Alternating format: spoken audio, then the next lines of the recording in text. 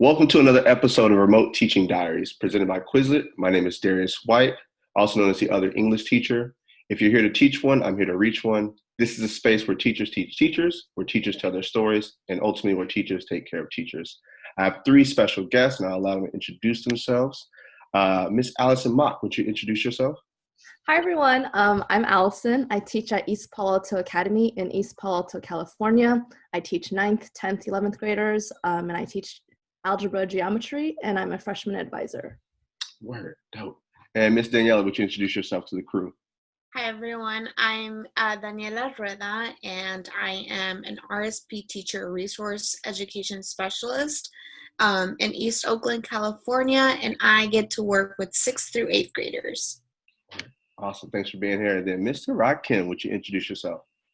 Hi, how you doing? My name is Rakim Jenkins. My students call me the insightful teacher. I teach high school in the South Bronx. I teach grades 10, 11, and I have 12th graders going to college, which was really exciting. And I teach U.S. history. Well, thank you all for being here today. So quick lightning round. What three words come to mind when you hear remote teaching or distance learning? We'll start with Mr. Jenkins. Safe, innovative, and challenging. Okay. Miss Allison Mok, could you give us your three words? Eye-opening, technology, unsustainable. All right, okay. And then Miss Daniella. Confusion, community, and time. Let's start there. Miss Daniella, you said confusing. Tell us more about that. I just think that everybody's confused. Students are confused, parents are confused, teachers are confused, school districts are confused, the state's confused. There's just a lot of confusion everywhere. Word. Mr. Jenkins, you said safe. Talk to us about safety. So as you know, I'm in New York City and the COVID rates have spiked. And I believe that the mayor just shut down the schools again. And I think he made the right choice because we need safe environments for students to learn. However, I believe that there was a point in where we saw the spike coming and schools should have never opened in the first place. I felt that we could have mastered virtual learning and then came back into the school when it was safer and we knew positive results around January, but we didn't take that approach. So I think right now virtual learning is the safest in New York and places like New York with high COVID rates. Ms. Mok, I know you teach math and I'm an English teacher. And I know kids have some trauma when it comes to reading and when it comes to math. So I'm wondering, during this remote teaching time, what does math look like and felt like in your class? I think, okay, so for context, we are doing all distance learning or all remote teaching. And if you've heard of Desmos, which is this, if you are a math teacher, I fully expect all of us to be using it. If you're not, jump on board. It's instead of Google Slides, it's imagine Google Slides, but with a bunch of graphing abilities and just, there's just so many ways to use Desmos. I think there's a layer of fear that students come into the classroom with already.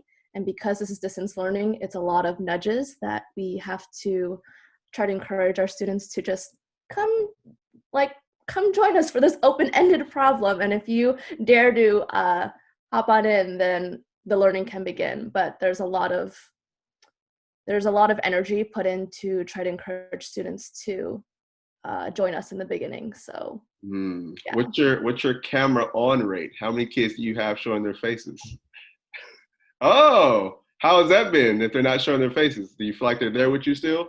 So actually, I feel imagine have any Pear Deck? Yeah. So Yeah. like imagine like I don't know how to explain it. Like a math version of Pear Deck, but there's like a teacher dashboard and you can see through all students' responses. And we actually are doing a lot more writing and language in terms of asking students to explain how they got to their solution, or like to prove their argument of like why this claim is stronger for whatever reason, and to connect it back to the mathematics. So because of all that, we can still see student responses, and that's how we know like who to reach out to on like the Zoom private chat. So we're like going. Okay. Yeah. Mr. Jenkins, you're teaching history, right? Or humanities? Yes. Yes. What has the year been given the political times been? You don't have to get too political, but I'm just wondering how has the current times wrote the lesson plans for you naturally? It's been amazing because with history, what you can do is now the world becomes your classroom, right? And when I'm talking about the foundings of the American government, I'm also talking to students about the Electoral College. And then we can talk about the popular vote and times in history where the president won without the Electoral College, right? So, and we could talk about the three branches of government and the importance of the Supreme Court, right? So there's a lot of, like the world has become my classroom, and whatever is going on in the world, that's what we're teaching in class. And that is kind of why I said innovative. And in terms of, I feel like in the virtual space, this is the best time. They might not really get caught with the lessons that I'm teaching, but they all have Instagram, they all have social media, they all see what's going on. So everything that's happened from George Floyd, Breonna Taylor, the Supreme Court justice passing, the election, COVID rates, everything I turn into a teachable moment, because all moments have a historical precedent, and I just use that to teach my class. So it's been amazing, especially in the virtual space. And so how do you think you've leveraged the other, we got Peer Deck and we got Desmos. How do you think you've leveraged other tools, whether virtual or old school, analog, to help your students? So what I do actually, one of the things I do, I have like an Insightful Teacher Tuesdays section on my page. And I actually give students credit for coming to events with me. So if this was an open event right now, I would bring my students with me and they would be learning while I'm learning. So I use the virtual space as my university.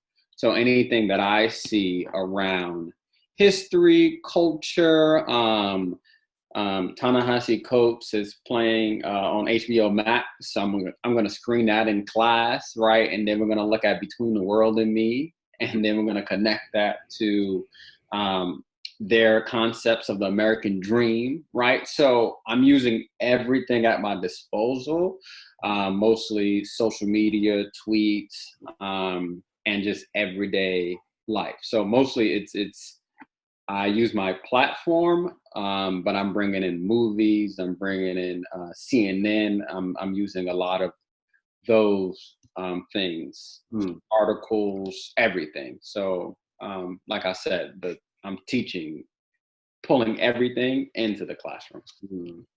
So folks out there, when you watch this, think about leveraging all the tools, Quizlet to Desmos to the world we live in, to make as Mr. Jenkins says, the world like your classroom, a university of all things, right? So there's no line between, the classroom and the real world, but it's all together. I like that. I love that. Miss Daniella, so how have you been supporting students and teacher in your role? Because you're kind of a wraparound catch-all person. Yeah, that's part of why I love what I do, because I get to support the students through supporting other teachers and families. And right now it very much feels like that's the way everybody's learning. Like folks are at home, so I definitely need the support from the family members to like help me get their kid on, right? teachers are just really confused about how to support accommodations virtually. And so a lot of my work, a lot of it has to do with teachers. And so a lot of the things that I'm doing with the teachers that I work with are simply just popping onto their Zoom and being like an extra supportive adult to kind of troubleshoot. So having like my Google Classroom up, having teacher access to their materials so that I can also make sure, kind of like what Allison was sharing, like make sure that the kids are on the right page, highlighting things that I think are important for them, typing in notes that maybe they didn't catch that they're supposed to catch as the teacher's going. So just bringing a lot of, I guess, like tech support, both in the Zoom classroom session, but also when working with them at home and teaching a lot of the parents some of the same skills that they need to know to be able to help their students out at home. So in regards to tech literacy and that digital literacy, how have you, I guess, some people are so used to old school teaching, right? So how have you got parents to invest in that as well as to see the benefits of it, as opposed to saying, well, can I just give you an iPad and my kid will figure it out? Yeah. I mean, it's been a real challenge, but I think that since March, I think that I've seen a bigger growth of parents like kind of getting the hang of it.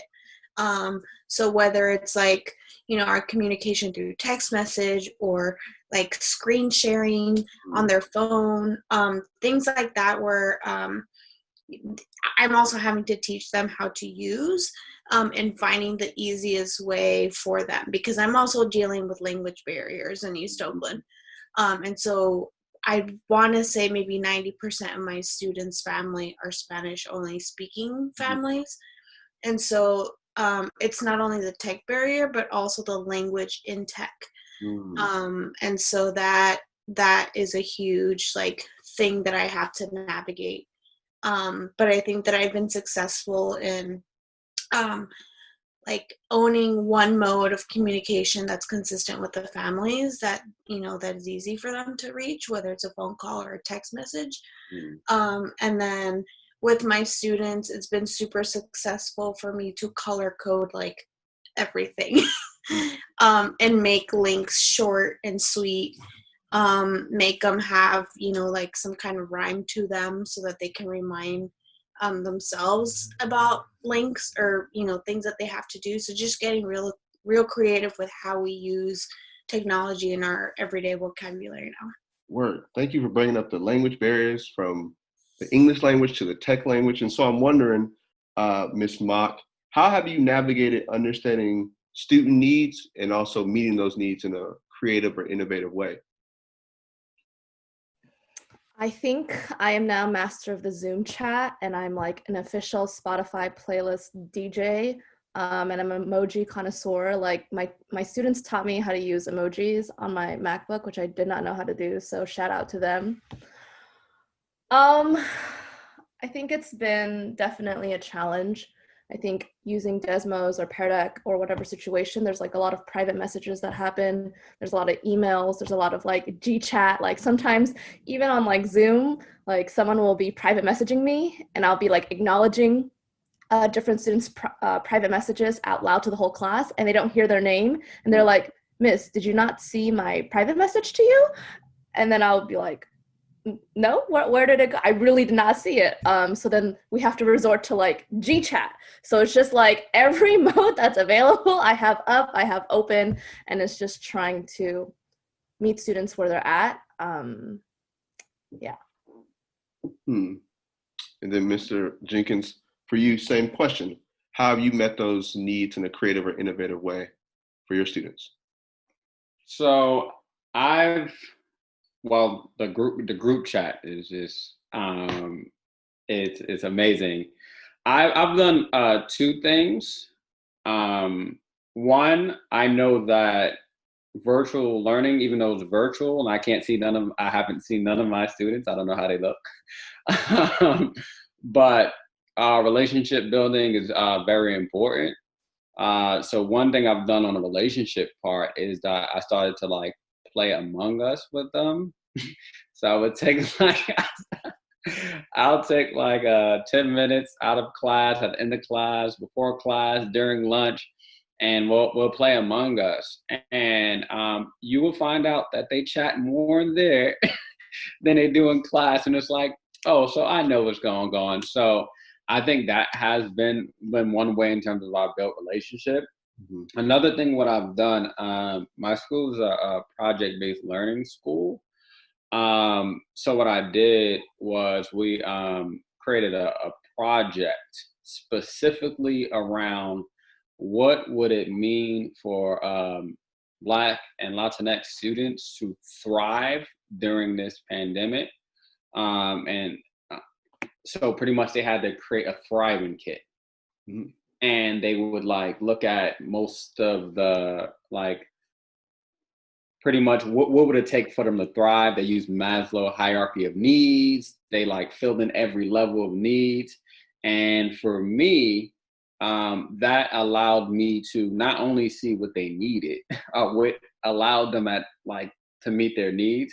It also, from a social justice standpoint, it allowed me to see them put together projects based in history, that what could we do in the current moment using historical evidence to thrive in this pandemic and during the Black Lives Matter movement.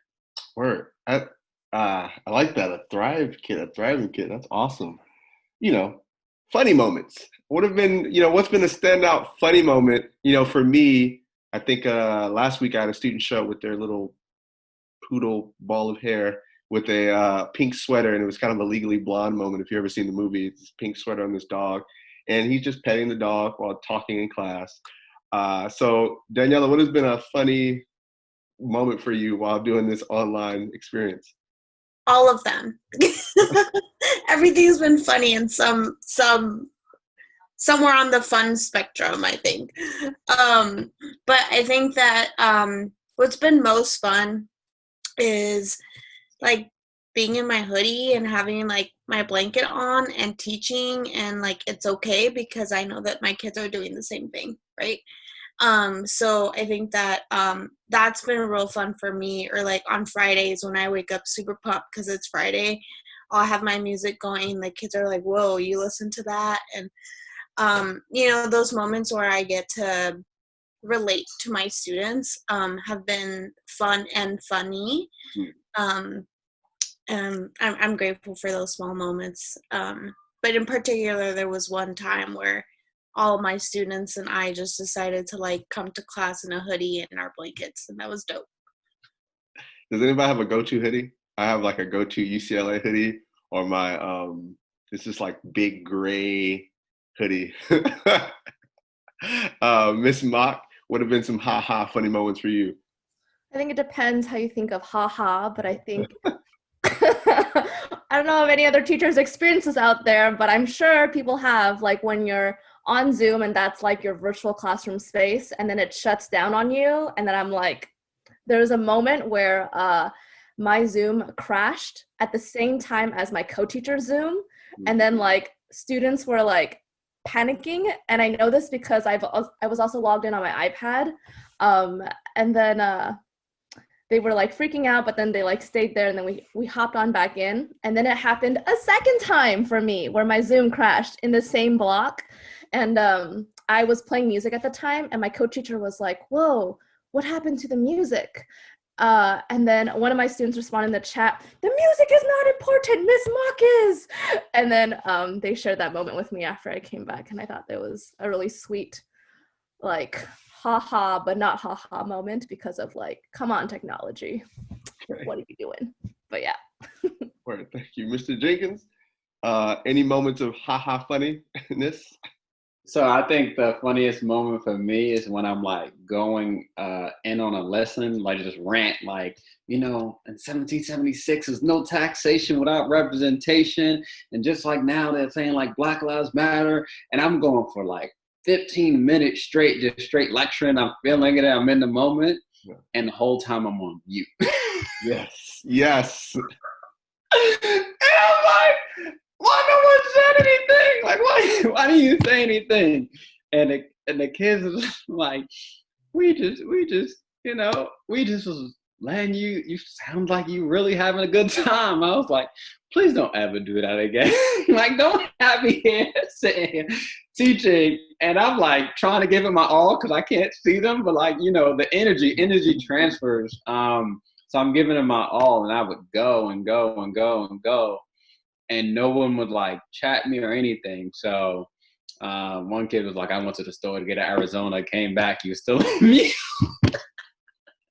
So it's just a part of the game, but always unmute yourself. Always unmute yourself. Speaking of, Miss Mok, what have been give me one or two mistakes you made early on in the online teaching game that you've learned a lot from based on those earlier moments? I think something that I really value in the physical space is group work, and we try to transfer that into the virtual learning space. And I think I was very naive to think that a few minutes of community building of like, we use something called icebreaker.video, shout out to them, but it's like a way to connect and get to know each other better through a different platform. But even like after doing that, like I thought that students would feel safe in a space where no one's camera's on, so like they can't even see each other. So there's, I think, so many layers when you think about that. I think group work has definitely still been like I don't know who's achieved like authentic group work out there with no cameras on, but whoever you are, I would love to speak to you. But that's definitely been, and I've done this in like multiple classes where, you just put everyone together and then expect everyone to like talk. And obviously they're not going to talk because it hasn't been like set up for that.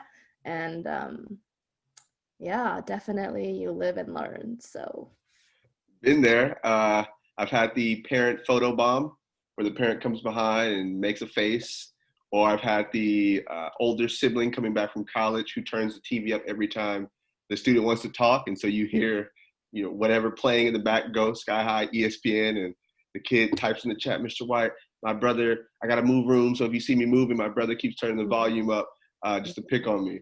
So Miss Daniella, what has been one of the early mistakes you've made? Not color coding things. Okay. So my students are students that have real high executive functioning needs, like real high, right? And so like even just regularly, like they get confused and don't know what to walk into. So in the virtual world, it's super, super important that they know like how to set an alarm on their phone, or like how to color code their schedule, or when to take breaks, and how, like I'm having to teach a lot of that. And so I think that not utilizing some of the resources that we have, like Google Calendars, right, was my mistake at first. But now that everything's like color coded and organized, I feel like it's so much better, and I'm seeing my students not so worried about where to go, but more so like the quality of the work. So I'm seeing that gradual shift, and I'm super happy about that. Right. So I think you've spoken to this, all of you, but I really want to reiterate this idea of community at home. So I'm wondering if you could speak to it, Mr. Jenkins. How are you making the classroom or the space feel like home or a community, right, given that it's hard to replicate what we have in the classroom in virtual spaces? So I believe virtual learning is actually the best time to do that because they're actually at home, right? And they have home court advantage, right? There's no uniform, no, it's just us. So what I've done is one time, no, seriously, one time and I do this often, I would just like ask them what do they want to learn today and what do they want to do today. And I think that's great because with one class was like, hey, we want to have a virtual party. It was Friday, the last class. They were like, yeah, we had a long week and we could just use a break. It's the last class. And most of the time it's like, oh, you have to like schedule a party and things of that nature, but it's never the wrong time to have some fun, especially when students are going through at home. So I just try to like have fun as much as possible and really bring the students' voices into the curriculum, into the learning. One student, she wanted to talk about how Zoom and us all being on the internet is gonna move into artificial intelligence, and how it's gonna be like a cyborg revolution, and like the cyborgs are gonna be like the third estate and things of that nature. But that's what she wanted to talk about, and that's what and so I think that, and also discussion questions. They make their own discussion questions in the beginning of the class. So I have them all make their discussion questions. It's about 20 of them. So every day I feature someone's discussion question. So it might be like, hey, what are you going to do over the break? Or anything from, whatever would you love to like to live in and why? And explain your answer. So that gives students some autonomy. And it's really, I think, really putting their voice and censoring their voice at the in the curriculum allows for that communal feeling and that home feeling, and they can eat as much as they want. I mean, like I tell them, like I'll eat on camera, like literally, and have my tea here, and I'm like, hey, there you go, right? Like, you're in your house, and this is a safe space. Like, you can eat when you want, you can go to the bathroom when you want, whatever I need to do to make you as comfortable as possible, just do that. So I think those are like a couple of things that I do. Heard. Student voice and choice is always key. Miss Daniella, how have you made the classroom or the space feel like home or community with your students and your teachers? I think similar to Mr. Jenkins, which is just I'm in my bedroom. You can see my kid popping in and out sometimes. You can see me eating my cereal in the morning while I'm teaching. I think just showing the side of humanity that students may not know that teachers hold. That, and also just being real, like, with the students, like, hey, y'all, like, take a break. I gotta go to the bathroom. Or just being vulnerable and being myself, and not still being a teacher, still being an adult, but allowing those boundaries to kind of cross the screen a little bit, just enough so that they know that, like, we're all at home, y'all. We are all just trying to, like, make it right, and let's do it in a good way. So yeah. Or Ms. Mok, how have you envisioned community and home in your classroom? So our school is fortunate to have a program called Advisory, and I think you know what we're talking about. And I have the honor of being a freshman advisor, and I think helping students transition from middle school to unfamiliar high school territory with like what's going on right now is like, my personal opinion is that they need the most amount of love and care. Advisory is like that space where we do social emotional learning and then college readiness support and academic monitoring. But what we ended up doing for our freshman students is we decided to make care packages, and we applied for a grant, and we basically asked them, if we were to make you a care package, what would you want? And then they were like, I want cotton candy, I want hot Cheetos. They just like throw out all these things that they wanted. And then Costco and Amazon, that's where we ended up going. And this entire grant was just spent on making care packages. And we ended up giving them like a lot of snacks. We made personalized masks with our like bulldog mascot, like a little paw on the side. And we gave them hand sanitizer, writing utensils, school supplies, and we gave them a lot of fidgets. And then students came to pick it up, or I delivered it to their homes. And it was crazy because it was the first time I actually saw what they looked like, which was a trip, because I didn't even actually know who I was looking for. I just knew, I knew their name. So I think students really felt the love because of this project that we did for them and the care. And even if you're not someone that's super active, like you still, everyone deserves to have love shown to them in that way. And yeah.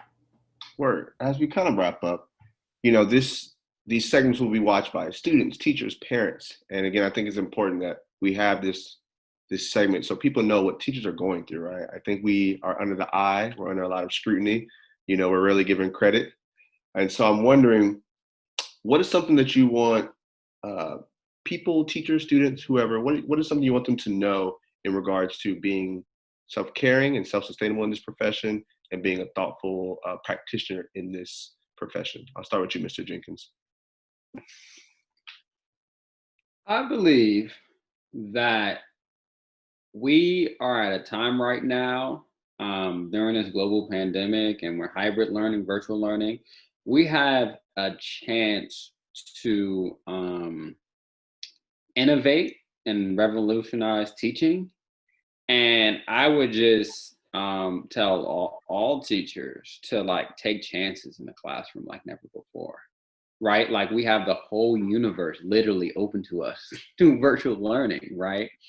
And I think the more we take chances and the more we're willing to fail in this environment, the more it will come and like down the line, it will benefit us. And like in terms of self-care, like no one has this figured out. No one. Like I have great projects, but like there are days where I just like, what happened? Like, did anyone learn today? Right? So I think in terms of your self-care, know that this is new for everybody and that you need to approach it as a student, right? Like take yourself empathy, right? And empathize for your students and empathize for yourself. And know that we're all in a learning process and we're going to move through this together. And that's the way forward. You have to do it together and you just have to dare to fail and dare to succeed. Wow. So take risks, be bold. Miss Mok, what would you say to the viewers out there? I think connecting with Mr. Jenkins, I think that layer of empathy, knowing that we are all doing the best that we can and empathizing from the parents' perspective, from the students' perspective, from our perspective, I think that is one of the strongest, most powerful tools that we can continue to better understand each other as we all are going through this really difficult time, is just empathy, and that we're all trying our best, and that we're all in different places. So, yeah. And Miss Daniella, you've always inspired us to think, or you've inspired me to think about schools beyond just the walls and the classrooms, but as a true community with the families, the students, the teachers, the admin. And so I'm wondering, what is something you want to leave teachers or any viewers with? Yeah, I think, you know, for sure, empathy. Like empathy is what grounds us, right? And kind of like connects all our roots together, and then we intertwine in that way. But for me, what's been really helpful for my own self-care, my own sanity as an educator and just as a human has been connecting with other educators, truly. You know, like having side conversations during PD through text message, like things like that, that, you know, you're still working, you're still in a collaborative space, but you're also relieving a lot of that like professional anxiety that we all get. And so I think that, you know, finding your little hubs of educators or young professionals that keep you going, because you're all, you know, we're all going through it somehow, like Mok said, in different, you know, in different capacities. But I think that like connecting socially with people that are doing the same work as you is really, really helpful, because you end up finding out that, you know, they're also behind on their lesson planning, or they're on to their fourth cup of coffee just like you, or you know what I mean? They also just had a really terrible lesson with like 3 kids showing up, right? So I think that sticking with your good group of educators is really important, and also being kind to your body when you can't take it. I know that on Wednesdays are the days where I'm on Zoom literally back to back from 8:30 to 9:30 p.m. And I have like an hour break in between. And so just, there comes a time where I need to turn my camera off. Like, I'm here and I know I hate it when my students have their camera off, but I need to have my camera off and like being okay with it. Mm-hmm. And, just being vulnerable and letting it be okay. Well, I appreciate that. So my last question is always a fun question, right? I usually ask people, period, what has been giving you life, right? For example, for me, what's been giving me life recently, I'm not gonna lie, some anime has been some great. Watch some old Dragon Ball Z. Just something about Goku and Piccolo, it's getting the fam together. So I'm wondering, Miss Mok, what has been giving you life as of recently, or inspiring you, not just as a professional, but just as a person that's just been making you feel good about waking up in the morning?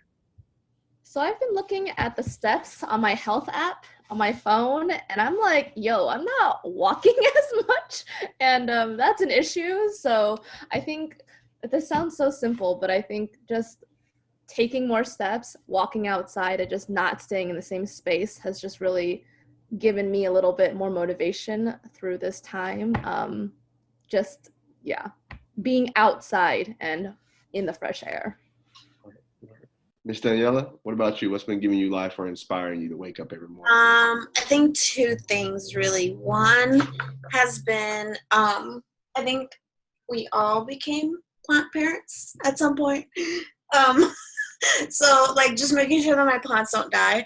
And then the other thing is taking a risk with technology. I've been going live on my personal Instagram account when I'm reading stories with my son at night. And that's been really dope for me just because I get to, my son is 3, so it's been really fun just to share story time with the rest of my friends. Isn't that incredible? 3 already? That was just like yesterday. Super fast. Oh God. What are we doing? We're like running around now. We're running around and talking, right? Yeah, and saying no a lot. Oh, that's the new phase, the no phase. Yeah. I remember the no phase of my baby brother. Good luck with that. I'm not a parent. I don't know. Mr. Jenkins. Yeah, what's been getting you up in the morning? You got a lot of energy. I love seeing your stuff online. Yeah, I mean, I'm on Instagram most of the time, like all the time, and I love it.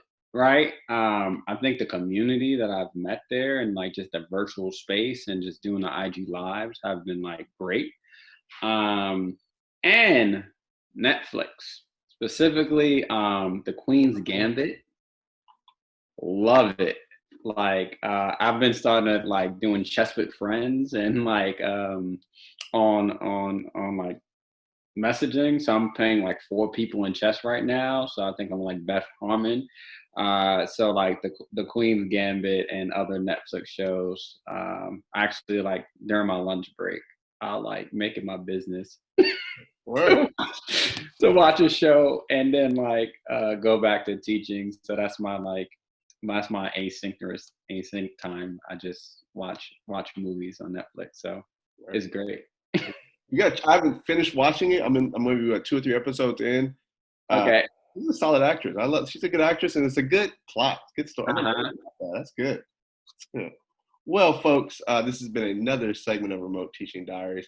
I want to give a chance just for my guests to kind of introduce, not reintroduce themselves, but to close out. And thank you for being here. So I'll have my guests, tell us who you are again and how we can find you, whether online or in the interweb streets. Miss Mok. I'm Allison Mok, and you can find me on Twitter at Miss Mok Math or on TikTok with my 1 videos, so Okay. Miss Daniella. I'm Miss Daniela Rueda, and I do have a teacher Instagram. It's at Miss.Daniela Rueda. Very simple. Yeah, I don't have anything too interesting on there, but follow me. Okay, word. And then Mr. Jenkins. Rakim Jenkins. I'm on Instagram at The Insightful Teacher, and every Tuesday at 9 p.m. Eastern, without fail, I go live to talk about insights on teaching, history, and from my life to just make sure that we all are better than when we started. So check me out. I'm Darius White, also known as the other English teacher on IG, and I'm so excited to bring these stories and these experiences to the web for all to see. Again, I want to thank my guests for showing up today, showing up and showing out. And that's a wrap, folks. I'll talk to you later. Peace.